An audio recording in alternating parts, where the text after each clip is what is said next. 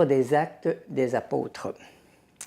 Le jour de la Pentecôte, Pierre, debout avec les 11 autres apôtres, éleva la voix et fit cette déclaration. « Vous, Juifs, et vous tous qui résidez à Jérusalem, sachez bien ceci, prêtez l'oreille à mes paroles. Il s'agit de Jésus le Nazaréen, homme que Dieu a accrédité auprès de vous en accomplissant par lui des miracles, des prodiges et des signes au milieu de vous, comme vous le savez vous-même. Cet homme, livré selon le dessein bien arrêté et la prescience de Dieu, vous l'avez supprimé en le clouant sur le bois par la main des impies. Mais Dieu l'a ressuscité en le délivrant des douleurs de la mort, car il n'était pas possible qu'elle le retienne en son pouvoir. En effet, c'est de lui que parle David dans le psaume. « Je voyais le Seigneur devant moi sans relâche. Il est à ma droite, je suis inébranlable. C'est pourquoi mon cœur est en fête et ma langue exulte de joie. Ma chair elle-même reposera dans l'espérance. Tu ne peux m'abandonner au séjour des morts, ni laisser ton fidèle voir la corruption. Tu m'as appris des chemins de vie. Tu me rempliras d'allégresse par ta présence. » Frères, il est permis de vous dire avec assurance au sujet du patriarche David qu'il est mort, qu'il a été enseveli et que son tombeau est encore aujourd'hui chez nous. Comme il était prophète, il savait que Dieu lui avait juré de faire asseoir sur son trône un homme issu de lui. Il a vu d'avance la résurrection du Christ dont il a parlé ainsi. Il n'a pas été abandonné à la mort et sa chair n'a pas vu la corruption. Ce Jésus, Dieu l'a ressuscité. Nous tous, nous en sommes témoins. Élevé par la droite de Dieu, il a reçu du Père l'Esprit Saint qui était promis et il l'a répandu sur nous, ainsi que vous le voyez et l'entendez. De la première lettre de Saint Pierre apôtre. Bien-aimés, si vous invoquez comme Père celui qui juge impartialement chacun selon son œuvre, vivez donc dans la crainte de Dieu pendant le temps où vous résidez ici-bas en étranger. Vous le savez, ce n'est pas par des biens corruptibles, l'argent ou l'or, que vous avez été rachetés de la conduite superficielle héritée de vos pères, mais c'est par un sang précieux, celui d'un agneau sans défaut et sans tache, le Christ. Dès avant la fondation du monde, Dieu l'avait désigné d'avance et l'a manifesté à la fin des temps à cause de vous. C'est bien par lui que vous croyez en Dieu, qu'il l'a ressuscité d'entre les morts et qui lui a donné la gloire. Ainsi, vous mettez votre foi et votre espérance en Dieu. De l'Évangile de Jésus-Christ selon saint Luc. Le même jour, c'est-à-dire le premier jour de la semaine, 2 disciples faisaient route vers un village appelé Emmaüs, à 2 heures de marche de Jérusalem, et ils parlaient entre eux de tout ce qui s'était passé. Or, tandis qu'ils s'entretenaient et s'interrogeaient, Jésus lui-même s'approcha et il marchait avec eux.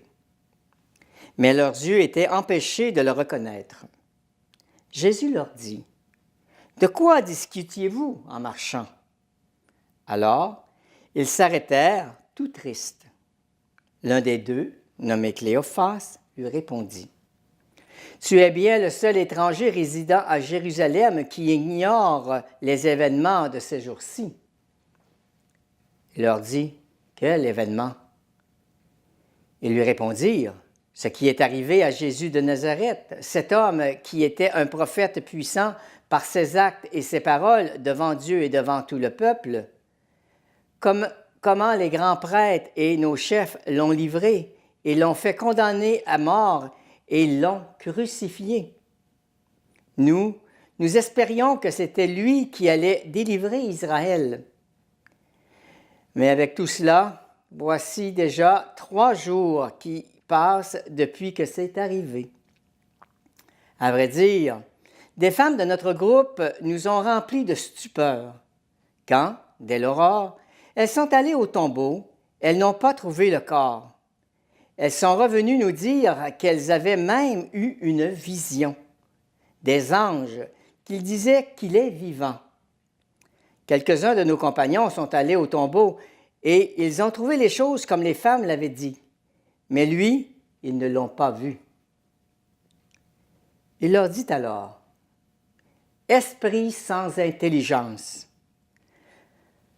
comme votre cœur est lent à croire tout ce que les prophètes ont dit, ne fallait-il pas que le Christ souffrit cela pour entrer dans sa gloire? » Et, parlant de Moïse et de tous les prophètes, il leur interpréta dans toute l'Écriture ce qui le concernait.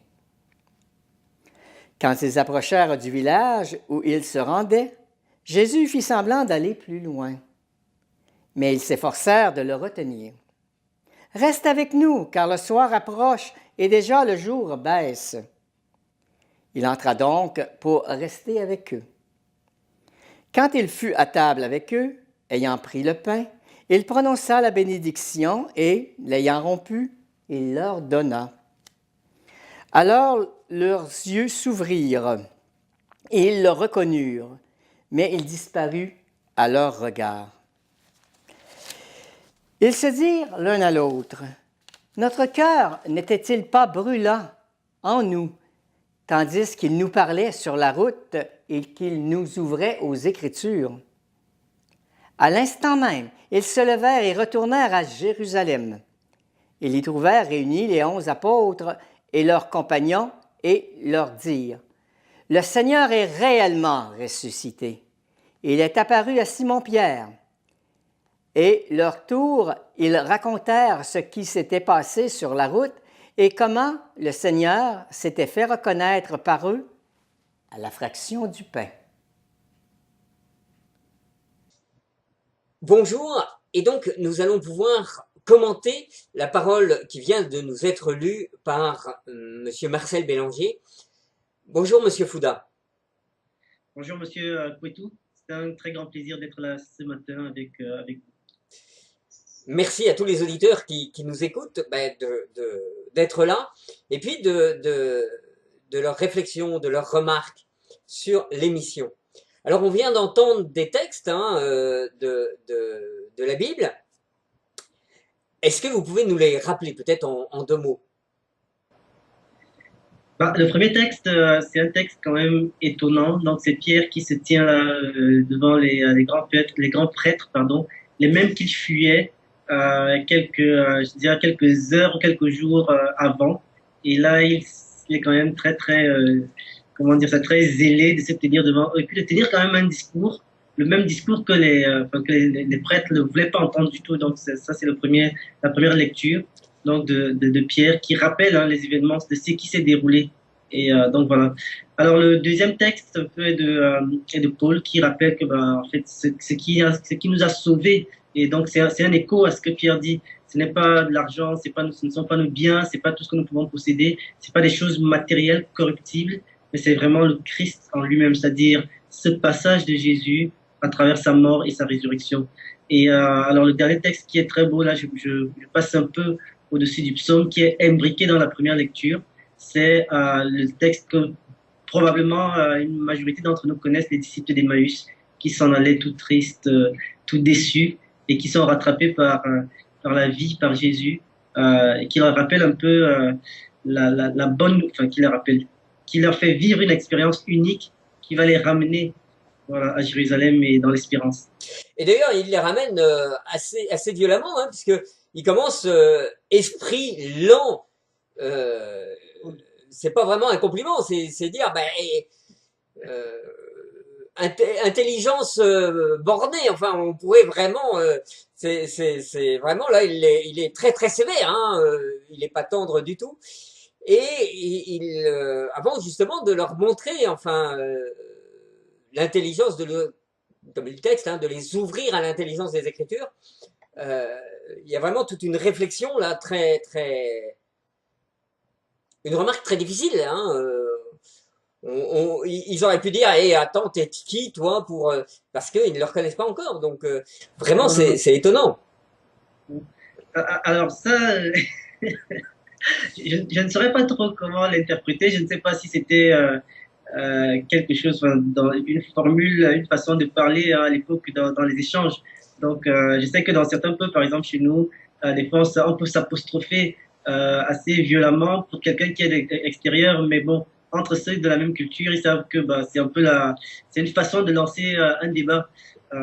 Donc voilà. Mais c'est clair que Jésus, même pendant le temps qu'il était là, avant sa mort et sa résurrection, il reprochait déjà souvent à ses propres disciples hein, d'être lents à croire à ce qu'il dit. Donc, et je pense que c'est pas une exclusivité des disciples. Hein. Nous aussi, on a en tout cas dans ma vie personnelle, tu vois que j'ai cette lenteur à adhérer pleinement à certaines choses que je lis dans la Bible, ou que je reçois dans mon cœur de la part du Seigneur. Donc une espèce d'incrédulité de dire est-ce que c'est vrai? Est-ce que bon voilà parce que c'est pas matériel, c'est pas comme si je voyais une maison et puis là ben, voilà, je sais que la maison est là, mes yeux me le disent, tout me le dit, mais tous mes sens me le disent. Là, c'est un peu plus difficile. Donc bon, alors ça nous vaut un peu cette apostrophe là aujourd'hui de Jésus, esprit lent à comprendre. Oui, et d'ailleurs, de fait, hein, on voit bien, il commence à leur expliquer, etc. Puis, bien que ce soit une introduction, comme je disais, très vigoureuse, ben, il va prendre le temps, et visiblement le temps, euh, beaucoup de temps, puisqu'ils vont marcher jusqu'à la ville assez longtemps. Ils ont le temps. Et puis, il y a aussi ce passage assez drôle, hein, où le texte dit, Jésus fait semblant de vouloir continuer, hein, comme si Jésus faisait un peu une petite farce, un truc, pour que les autres le retiennent. Enfin, c'est assez drôle, c'est vraiment, c'est presque du théâtre. Oui, oui. Bah, je suis vraiment, en tout cas moi, ce qui me fascine. Donc on parle de Jésus hein, souvent dans la Bible, là on l'appelle maître. Et nous, des années plus tard, on l'a très spiritualisé, hein, c'est-à-dire bon, mon Seigneur, mon Maître et tout. Mais pour moi aujourd'hui, ce mot me renvoie vraiment en termes d'éducation et de la méthode d'éducation. Et je vois que Jésus est vraiment un éducateur. Donc il fait avancer les gens par petits pas. Et puis il a des techniques vraiment très, comme je dirais, très drôles, mais des techniques qui marchent. Et on le voit aussi enfin, aujourd'hui encore lorsque les enseignants, enfin les meilleurs enseignants, ce sont des enseignants qui arrivent à rendre la matière accessible soit aux jeunes, soit aux étudiants, enfin en tout cas à leur public, de façon très originale, tangible, faire vivre une expérience. Et ça me fascine dans la façon dont Jésus a d'apporter en fait, d'amener les gens d'un point A à un point B, toute une méthode, toute une méthode. Et voilà, et ça me renvoie à vraiment à toute cette, on dit, hein, c'est-à-dire après coup, les disciples disent quand notre cœur n'était-il pas brûlant pendant qu'il nous parlait. Ça veut dire qu'il y a quelque chose que Jésus, c'est qu'il est en train de faire dans les cœurs pendant qu'il parle. Et donc, lui, connaissant ce qu'il est en train de faire, il attend un point. Disons qu'entre le point A et le point B, il y a peut-être le point A et demi. Donc, il attend au point A et demi que ce qu'il a fait, que sa parole ait produit un fruit. Alors, à ce moment-là, il pose un acte qui va, comment dire ça, qui va pousser la personne de l'intérieur à vouloir aller vers le point B. Et ça, c'est vraiment extraordinaire. C'est-à-dire que, voilà, il ne part pas tout de suite au point B, mais il est avec eux dans le moment présent. Et c'est surtout, j'allais dire, presque il les oblige à choisir qui reste. Oui. C'est vraiment, il aurait pu continuer son chemin. Il dit, enfin, il montre qu'il peut continuer son chemin. Mais au contraire, il incite les autres à lui dire, non, reste.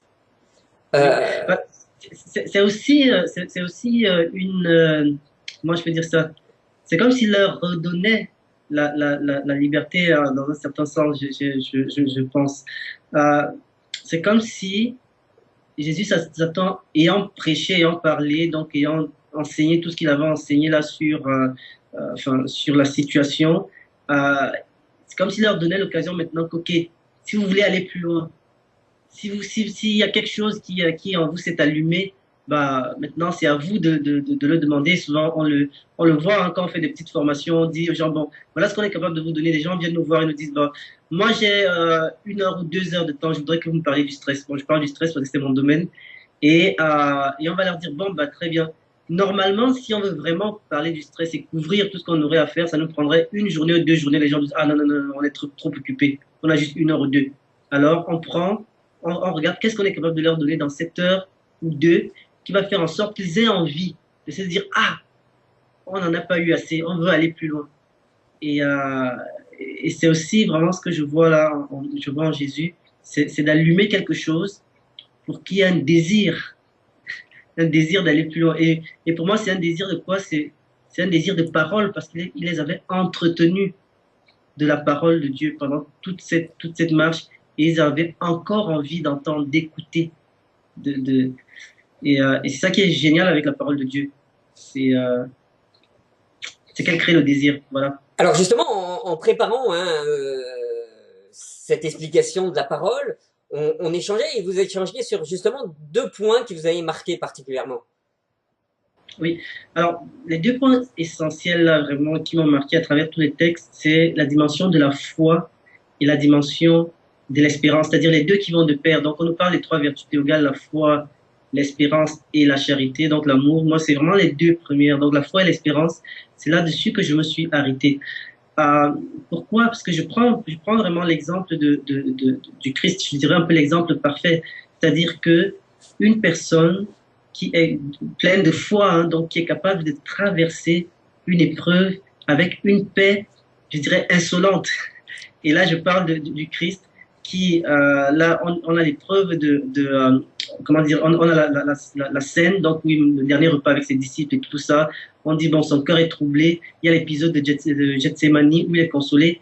Mais à partir de là, à partir de ce moment-là, plus rien. On a l'impression que les heures qui s'écoulent après sont pour Jésus d'une sérénité impressionnante pour quelqu'un qui est en train d'aller vers la mort. Il parle avec Alors là, vous nous remettez avant, hein, vous nous remettez au moment de la passion.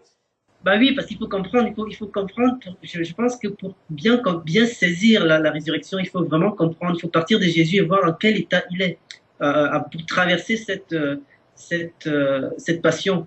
Donc, et moi, je suis étonné de voir un Jésus qui, devant le grand prêtre, est tout en contrôle de la situation. On dirait que c'est lui qui mène.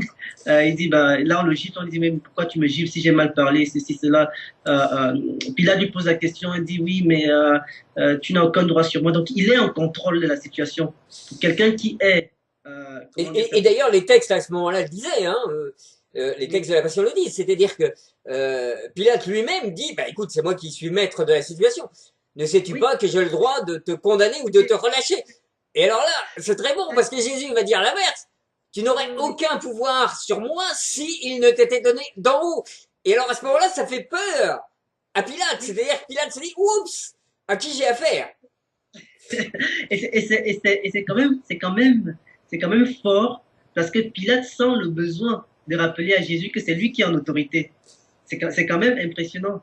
Et donc, et ça, c'est vraiment, je dirais, une des caractéristiques de la foi. Et là, Saint Paul le dira plus tard, il dira que la paix de Dieu qui surpasse toute connaissance gardera vos cœurs et vos pensées dans le Christ. C'est-à-dire qu'il y a une paix au-delà de ce qu'on peut imaginer, qui fait en sorte qu'en face même d'une autorité, l'autorité pouvant être l'épreuve, l'autorité pouvant être une autorité physique qu'on affronte, bah, il y a une sérénité, une paix qui se dégage, qui impressionne, qui impressionne même l'autre. Et on a le cas des jeunes gens, des 3 jeunes gens qui ont été brûlés par le roi dans l'Ancien Testament. Donc il y a vraiment quelque chose dans la foi qui est capable d'ancrer l'homme au plus profond de lui-même, qui fait en sorte que peu importe ce que la personne traverse, elle a cet ancrage. Et alors, pourquoi est-ce que je relis ça avec l'espérance? C'est parce que les écrits le disent au niveau des actes des apôtres. Je ne sais plus lequel des apôtres dit d'ailleurs, ça dit que il est bon que vous soyez encore affligés par toutes sortes d'épreuves. Ces épreuves vérifient la qualité de votre foi. Elles sont là pour purifier votre foi, afin qu'une fois purifiée, elles produisent l'espérance, la persévérance, pardon. Qu'elles produisent la persévérance. Ça veut dire quoi? Ça veut dire que dans l'épreuve, il est possible qu'on perde l'espérance. Dans l'épreuve, il est possible que nous soyons, et on n'a pas besoin, il n'y a pas besoin de faire des théories là-dessus, de faire de grandes preuves. Lorsqu'on a vraiment vécu quelque chose de très, très, très difficile, la première des choses qui est menacée en nous, c'est cette lumière, cette étincelle qui nous fait dire que ça ira mieux demain. On a l'impression que tout va s'arrêter à ce moment-là. Donc, c'est vraiment l'espérance qui est menacée en elle-même. Et donc, cette traversée de désert, où la flamme, si je prends un peu l'image d'une bougie, la flamme, elle s'éteint un peu, et puis plus tard, elle se rallume. Mais qu'est-ce qui s'est passé entre les deux? Qu'est-ce qui s'est passé entre le début de l'épreuve et la fin de l'épreuve? Et c'est ça qui est intéressant, c'est de voir que quel rôle la foi joue à travers l'épreuve pour amener à une espérance plus grande. Et là, on voit typiquement les disciples d'Emmaüs, ils sont face à une perte d'espérance. Ils sont même en train de repartir chez eux. Et ils ne sont pas les seuls, il y a les autres apôtres et tout ça, on pourrait parler de ça. Et puis on peut parler aussi nous-mêmes de notre propre vie. Donc, et d'ailleurs, beaucoup justement, je veux dire, on voit bien dans l'Église actuellement, eh bien beaucoup ont quitté l'Église parce que justement ils voyaient pas l'intérêt. C'est-à-dire que dans leur vie, ils se disent, d'ailleurs, pour certains, ils trouvent qu'il y a plus d'espérance, j'allais dire, dans les matchs de hockey, dans le sport du dimanche matin, plutôt que d'aller à l'église, où finalement il se passe pas grand-chose. C'est une parole qui est très actuelle pour nous, parce que quand on traverse une épreuve vraiment qui nous éprouve réellement, on est face à un choix, on est vraiment face à un choix de continuer à croire ou de renoncer. Et c'est clair que moi j'ai rencontré aussi dans ma vie plusieurs personnes qui ont lâché la foi au moment où l'épreuve est venue. Et c'est vraiment un phénomène qui nous guette un peu, qui nous guette un peu tous. Moi, ce que je voulais souligner par rapport à ça, pour mettre quand même, pour réinjecter de l'espérance dans ce que nous disons, c'est de voir encore une fois de plus la pédagogie de Jésus. Tout à l'heure, ce que je partageais, c'est qu'avant d'affronter la passion, on dit, et c'est Saint Jean qui l'introduit ainsi, dit, Jésus, sachant que son heure était venue, sachant qu'il était venu du Père et qu'il retournait vers lui, sachant que le Père avait tout remis entre ses mains, alors, là, Jean commence à raconter la passion. Ça veut dire qu'il y a une connaissance que Jésus a eue. Et Jésus il le dit clairement que lui, ce qu'il sait, il le prend, il le reçoit du Père. Donc, et c'est à partir de ça qu'il opère un peu. Et nous, il dit tout ce que je sais, j'ai reçu du Père, je vous le transmets. Et ça, c'est ce que Jésus passe pendant les 3 années de son ministère, c'est à donner des paroles, à semer quelque chose, à temps et à contre-temps, un peu comme Saint Paul dit. Il sait que les apôtres, les disciples sont prêts à entendre certaines choses. Il sait aussi qu'ils ne sont pas prêts à entendre d'autres choses parce que soit elles sont au-dessus de leur intelligence, de ce qu'ils peuvent comprendre à l'heure où ils sont, soit tout simplement ils ne sont pas prêts à accepter une telle réalité qui est très dure par rapport à ce qu'ils vivent. Donc là, si je reviens à notre réalité d'aujourd'hui, quand plusieurs personnes vont dans l'église et qu'on leur dit oui, mais Jésus te sauve, il te donne le bonheur avec le Seigneur, il y a la joie, enfin vraiment que Jésus nous apporte la lumière et la vie à l'abondance, la vie pleine et tout ça. Donc, et lorsqu'on fait l'expérience justement d'être chrétien, de ne pas avoir cela, qu'on est éprouvé justement à cet endroit-là même, on commence à douter de la parole. Ou alors des fois on n'est même pas prêt à accueillir ça, on se dit bon c'est l'évangile, je suis là, mais on n'est pas prêt à accueillir cette parole. Donc maintenant, mais Jésus sème quand même ces paroles-là, que nous soyons prêts ou pas. Pourquoi? Parce qu'il est dans une dynamique de pédagogie. Alors, arrive l'heure de l'épreuve. Les apôtres, comme nous aurons pu le faire, abandonnent, quittent la barque. Donc là, l'épreuve arrive. Tout ce que Jésus a dit n'est plus cohérent avec ce que eux, ils étaient capables de recevoir à ce moment-là. Et c'est vraiment très, très intéressant parce que de prime abord, on peut juger les disciples, on peut les prendre pour des lâches, mais je trouve que ce qu'ils font, en fait, c'est quelque chose de sain. En gros, sain, S-A-I-N, c'est-à-dire qu'ils sont en train de dire que ce que je vois n'est pas en cohérence avec ce que j'ai appris de ce Dieu qui est puissant, de ce Dieu qui a fait des miracles, de ce Dieu qui a guéri des gens, qui a ramené des gens à la vie, de ce Dieu. Donc, il y a quelque chose qui n'est pas cohérent, les deux morceaux ne vont pas ensemble. Donc, il y a un mouvement de recul et puis de fuite et de panique qui est tout à fait normal. Et remarquons bien que Jésus ne les condamne pas, c'est-à-dire qu'il est toujours dans le sachant que, il le dit, hein, j'ai pas besoin qu'on me rende témoignage je sais ce qu'il y a dans le cœur de l'homme. Mais donc, au moment où la passion est traversée et qu'il ressuscite, là, il capitalise justement sur ce qu'il avait semé. Et alors justement, il le rejoint doucement, hein. Il n'apparaît pas comme avec un drapeau super flamboyant sur un cheval. Bon, on voit bien, il marche avec eux. Et eux, d'ailleurs, ne le reconnaissent pas. C'est-à-dire qu'on voit bien que leurs yeux sont fermés. Leur cœur est fermé. Alors, il nous reste très peu de temps. Alors, peut-être, effectivement, on peut conclure justement dans cette espérance.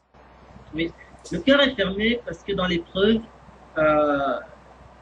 ça c'est connu même au niveau psychologique. Si vous voyez quelqu'un qui souffre de dépression ou bien quelqu'un qui est vraiment plongé dans l'épreuve, on n'arrive plus à voir la lumière.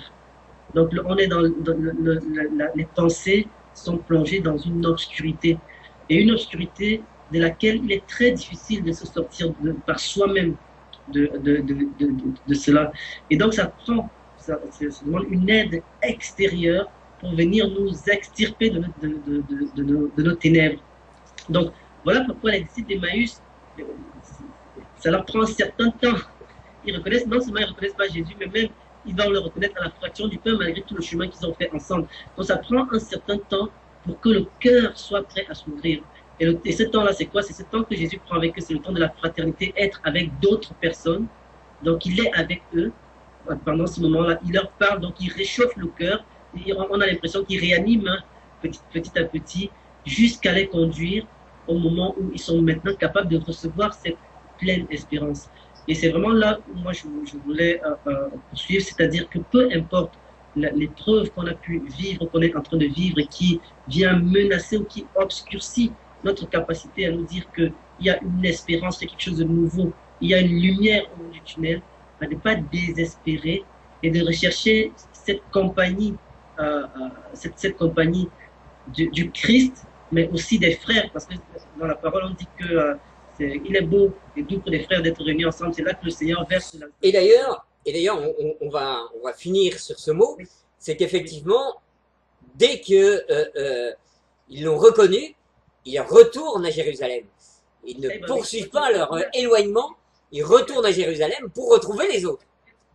Oui, c'est ça. Ils retournent dans la communauté. Donc, un chrétien seul est un chrétien en danger. Mais là, ils étaient deux en danger. Et puis finalement, ils retournent vers la communauté. Et puis, c'est ça. Pour moi, c'est vraiment une question, une parole d'espérance aujourd'hui. De dire que notre foi, Jésus nous mène à travers une pédagogie et que l'épreuve ne doit pas nous désespérer, mais qu'au contraire, l'épreuve doit être cette fenêtre ouverte vers l'espérance. Merci beaucoup. Merci beaucoup. Merci à vous tous.